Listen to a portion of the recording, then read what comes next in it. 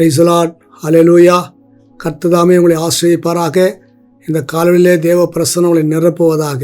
தேவ பிள்ளைகளே, இந்த காலவெளியிலே கடந்து வந்திருக்கிற உங்களை கர்த்தர் ஆசீர்வதிப்பாராக.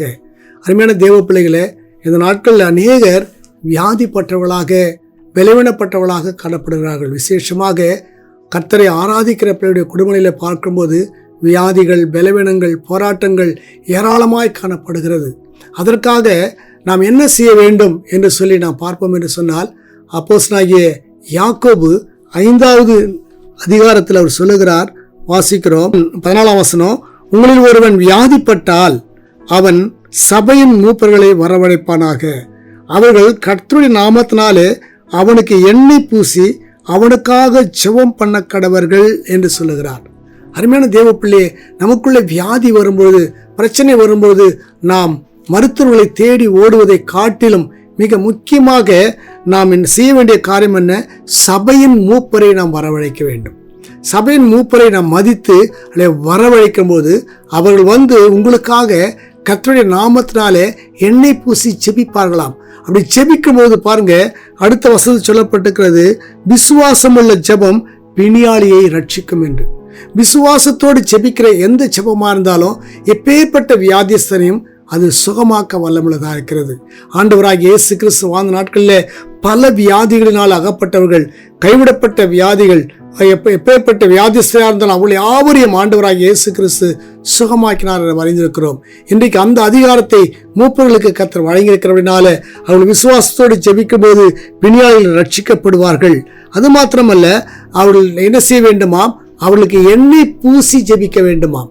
எண்ணெய் பூசி ஜெபிக்க வேண்டும், மிக அவசியமான காரியம்.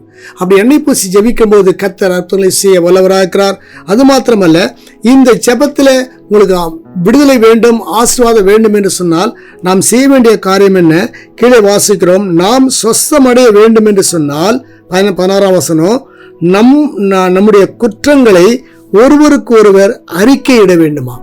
ஒருவருக்கு ஒருவர் அறிக்கையிட்டு ஒருவருக்காக ஒருவர் ஜெபம் பண்ணுங்கள். நீதிமான் செய்யும் ஊக்கமான வேண்டுதல் மிகவும் பலனுள்ளதாக இருக்கிறது என்று சொல்லுகிறார். பாருங்க, நம்முடைய வியாதி குணமடையத்தக்கதாக நாம் செய்ய வேண்டிய காரியம் என்ன?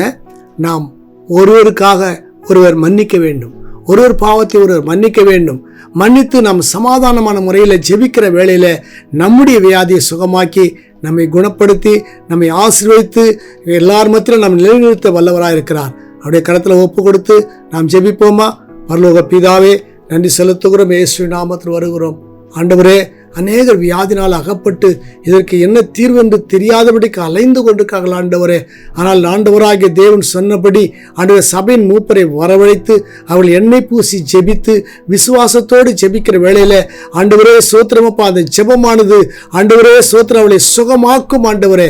அது மாத்திரமல்ல, அவர்கள் தங்களுடைய பாவங்களை ஒருவருக்கு ஒருவர் அறிக்கையிட்டு ஆண்டவரே ஜெபித்து கர்த்தாவே ஜெயத்தை பெற்றுக்கொள்ள உடைய பிள்ளைகளுக்கு கிருபை பாராட்டும்படிக்காக நான் ஜெபிக்கிறேன். இது நிமித்தமாக கர்த்தாவே சகோதர சகோதரிகள் பலமுள்ளவர்களாக சுகமுள்ளவர்களாய் காணப்பட தேவன் உதவி செய்ய முடியாது நான் ஜெபிக்கிறேன். உடைய திருக்கரத்தில் முழுவதுமாய் ஒப்புக் கொடுக்கிறேன்.